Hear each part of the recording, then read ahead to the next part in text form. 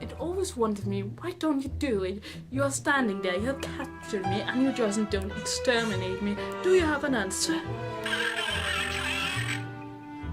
Darley's attack. Is that all? I shouldn't have said that.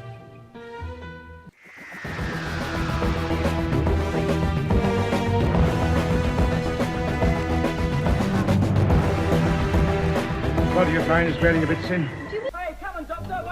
There isn't much to be said about this death, and it certainly doesn't help that the episode is considered one of the many lost episodes of the First Doctor and the Second Doctor era.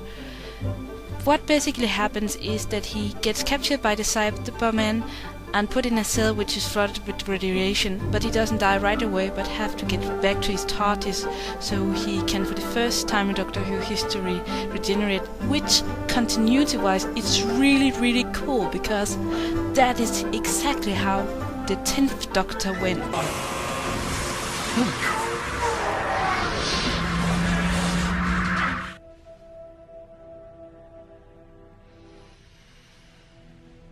It started.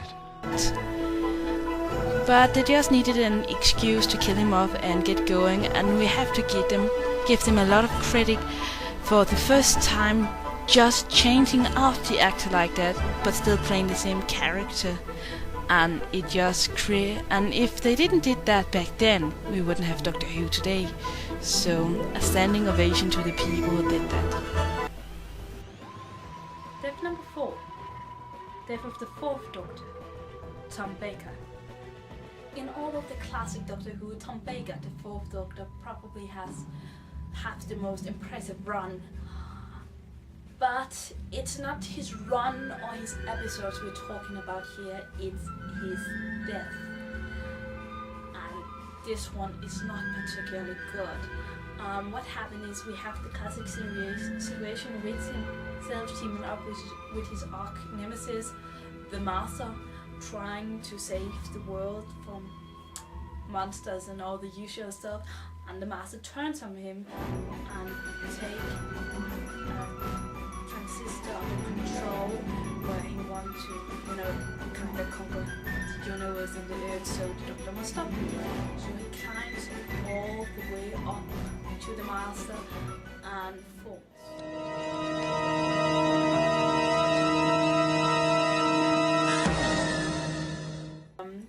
He saves the Earth, he unplugs the stuff, the Master transfer, but the Doctor falls down from a bigger cycle, really, and dies from the fall. This is kind of unimpressive, mostly because it's his run. Tom Baker, the Doctor, really have been under really some impressive situation and survived things so much more scary than that. To the episode's credit, at the time the episode was filmed,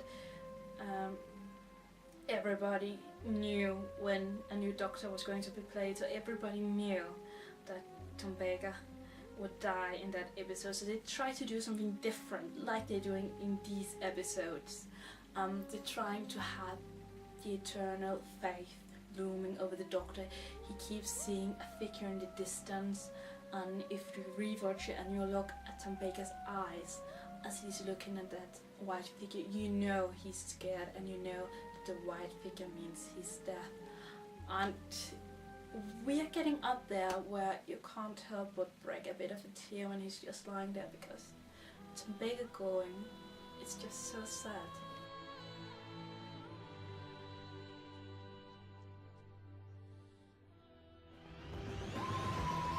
Death number 5.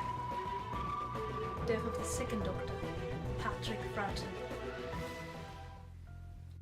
This isn't as much as a death as it's a sentence, or just really just the end, but it is the end of his era.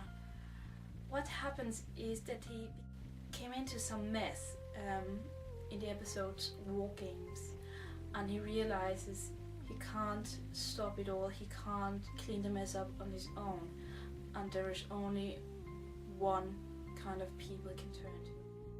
What does he mean, Doctor? Who mustn't you call? The only people who can put an end to this whole ghastly business and send everyone back to their own times. The Time Lords. Who are they?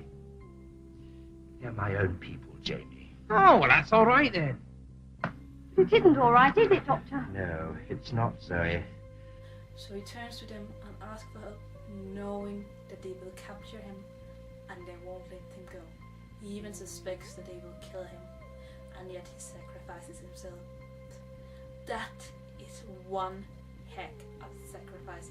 He could just leave. He have a time machine, he has his companions, the Doctor could leave, no problem. But he chooses to stay, and it becomes his downfall. But he pleads his case as at a trial by the Time Lords, and they honor his plea that the universe needs him, that he has saved the universe so many times, and he will probably save the universe again. I not only admit them, I am proud of them. While you have been content merely to observe the evil in the galaxy, I have been fighting against it. The sentence is passed on him that a regeneration, or at least change of appearance, as they call it there, will be forced on him, and he will be exiled to Earth, while knowledge of time and time travel is taken from him back to his Not this time. Well, goodbye, Jamie. But, Doctor, surely we could... Goodbye, Jamie. Death number 6. Death of the Ninth Doctor, Christopher Eccleston. Yeah, you probably suspected he will be high on the list. Well, I'm not going for effects and what is most manipulated. I'm going for what is written to be the best death in my opinion. My opinion, not other people's opinion. But this is very honorable and very sad. There is just no better way for a good main character to go than by sacrificing themselves for someone else. Almost. And that's what he does here. He sacrifices himself so Rose can live. Rose is taking in all the knowledge of time itself, and he has to take it out of her, even knowing it's going to cause him some death. But he also knows he's going to regenerate. That doesn't help. That the scene is so sad, and he is going out with quite a bang after defeating all the Daleks and saving Rose. He dies a very honorable death, giving his goodbye to Rose, paddling a bit away because he's kind of scared, and saying the last goodbye, telling us. Before I go, I just want to tell you, you were fantastic. Absolutely fantastic. And you know what?